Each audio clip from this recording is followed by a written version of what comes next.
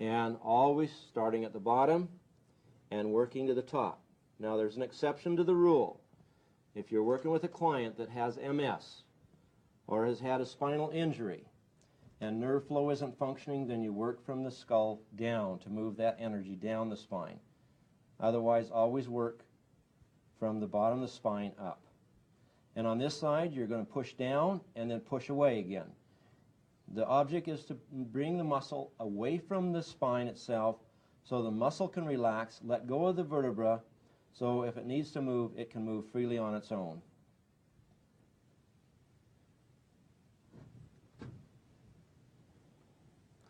And if you find a muscle that's a little rigid or spastic, then you can just give that a little more attention there and come back and continue your flow upwards. Always coming back to the bottom and working up.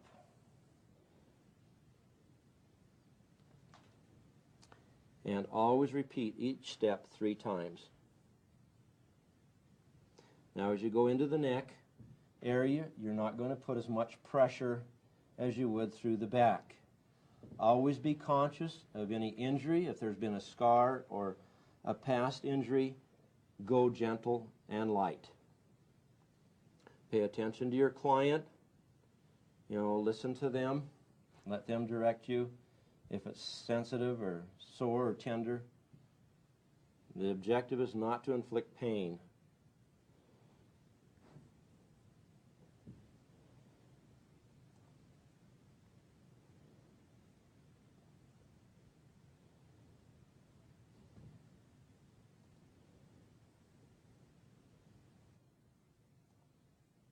Step 6, we go to cypress.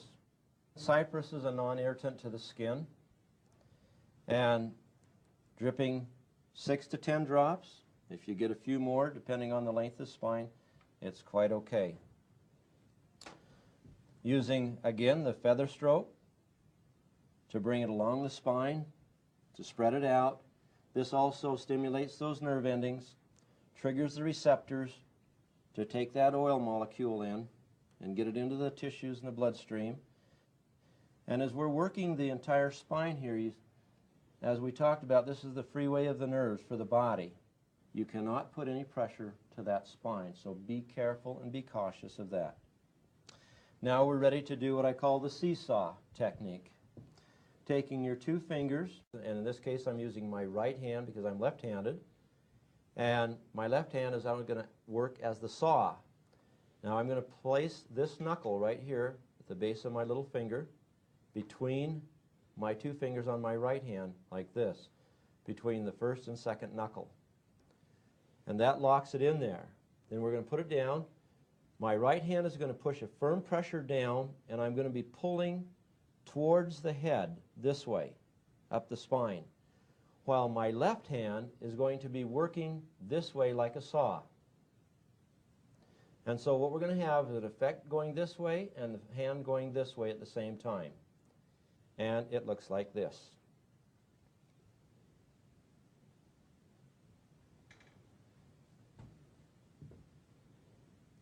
Keeping a nice firm pressure all the way at the same time that you're working your hand as a saw action back and forth.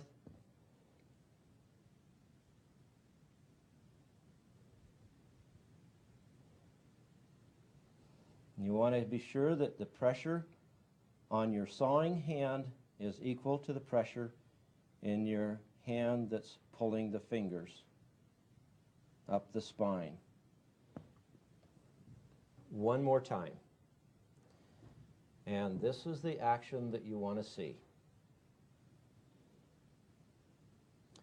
Remember, keeping the pressure in your left hand and your right hand equal.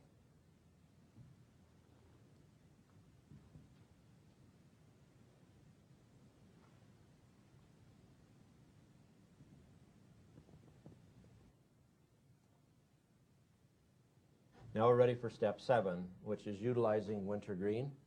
Birch has been utilized also. At current time, there's no production of birch in the world. So any birch that might be on the market would be synthetic birch. Again, dripping 6 to 10 drops along the spine will be quite adequate. Always feather stroking the oil along.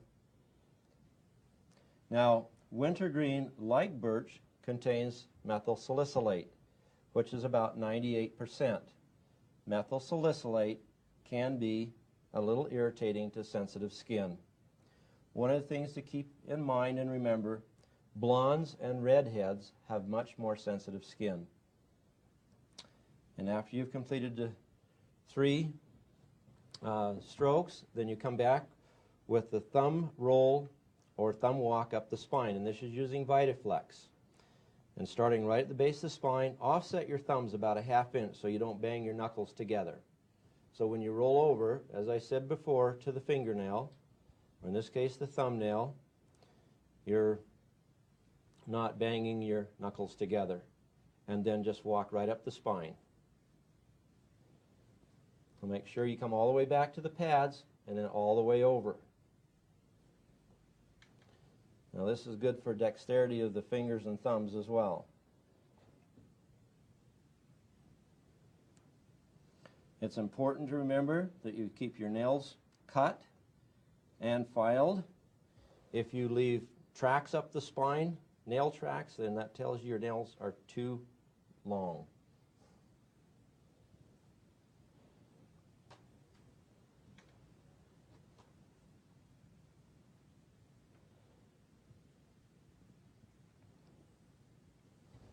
You can be gentle the first time up to see how sensitive the person might be.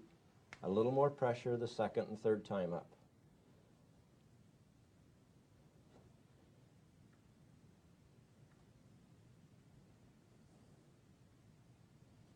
Now we're ready to go to step 8.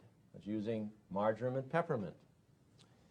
And with marjoram and peppermint as well, 6 to 10 drops, but you can also be a little more liberal with the marjoram.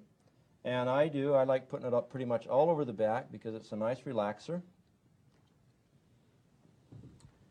And we're going to do a little different feather stroking, starting with 6-inch strokes, just back and forth across the back as we work up. So we're spreading that oil all over the back. And again, repeat that 3 times. Remember, just lightly touching your fingertips. That's why it's called feather stroking.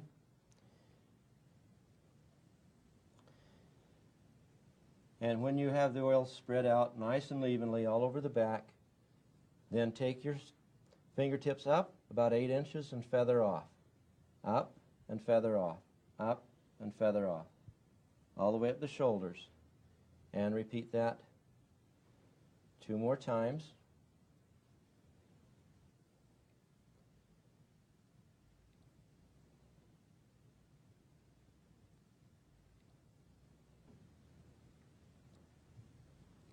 And now coming back and taking it all the way up and off the shoulders. And 3 times. And now we're ready to go to peppermint. And with peppermint, 6 to 10 drops. Stroking along the spine. Peppermint just enhances all the other oils that have previously gone on.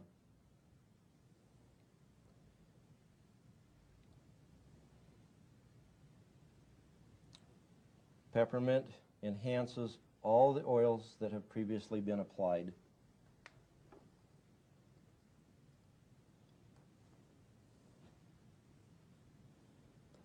Same feather stroking technique. About 8 inches and feather off. Carrying it all the way off the back, all the way to the edge, and up.